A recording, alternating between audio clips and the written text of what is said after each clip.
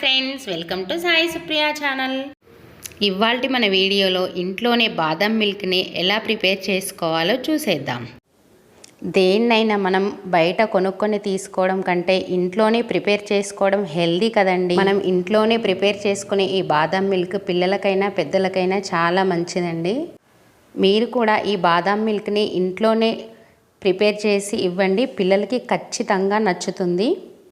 ఇంకెందుకండి ఆలస్యం, బాదం milk preparation చూసేద్దాం. ముందుగా దీనికోసం మనం ఒక 20 పీసెస్ బాదాంని తీసుకొని 4-5 గంటల పాటు వాటర్ పోసుకొని నానబెట్టుకోవాలండి. ఇలా నానిన బాదాంల పైన పొట్టంతా తీసేసుకోవాలండి.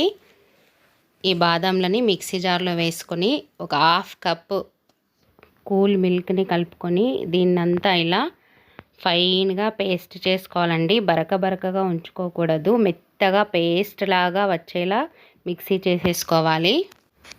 స్టవ్ వెలిగించుకొని ఒక బౌల్లో మనం తీసుకున్న 20 బాదాంకి సరిపడా ఒక 400 ml మిల్క్ని అయితే తీసుకోవాలండి. ఈ పాలని మనం బాగా మసల పెట్టుకోవాలండి. ఈ పాలని మనం ఒక 7-8 పొంగులు వచ్చే వరకు కలుపుకుంటూ ఇలా మీగడనంతా పాలల్లో కలిపేస్తూ ఒక 7-8 పొంగులు వచ్చే వరకు ఈ పాలని మనం మసల పెట్టుకోవాలండి. ఇలా ఒక 2-3 పొంగులు వచ్చాక ఇందులో మనం ఒక 4 స్పూన్ల చక్కెరని కలుపుకోవాలి. పాలు కొంచెం థిక్గా అయ్యే వరకు ఇలా కలుపుతూ ఉండాలండి. పాలు కొంచెం థిక్ కన్సిస్టెన్సీ వచ్చాక మనం పేస్ట్ చేసుకున్న ఈ బాదాం పేస్ట్ని మొత్తం ఈ పాలల్లో యాడ్ చేసుకోవాలండి. బాదాం పేస్ట్ వేసుకున్నాక కొంచెం గరిటెతో ఇలా పాలని కలుపుకొని ఇందులో మనం ఇప్పుడు కుంకుమ పువ్వుని యాడ్ చేసుకోవాలండి.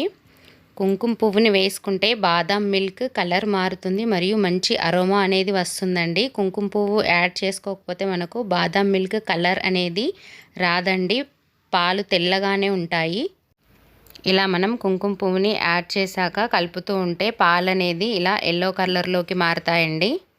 ఈ పాలు బాగా థిక్గా అయ్యే వరకు మరిగించుకొని స్టవ్ ఆఫ్ చేసేసుకోవాలండి. ఈ పాలని మనం వేడిగా అయినా తీసుకోవచ్చండి, లేదంటే ఫ్రిడ్జ్లో పెట్టుకొని కూల్ అయిన తర్వాత కూడా తీసుకోవచ్చు. ఎలా తీసుకున్నా బాదం మిల్క్ టేస్ట్ బాగుంటాయండి. చూశారు కదండి, tasty and healthy home made బాదం మిల్క్ రెడీ. మీరు కూడా తప్పకుండా ఇంట్లో ప్రిపేర్ చేసి పిల్లలకు ఇవ్వండి.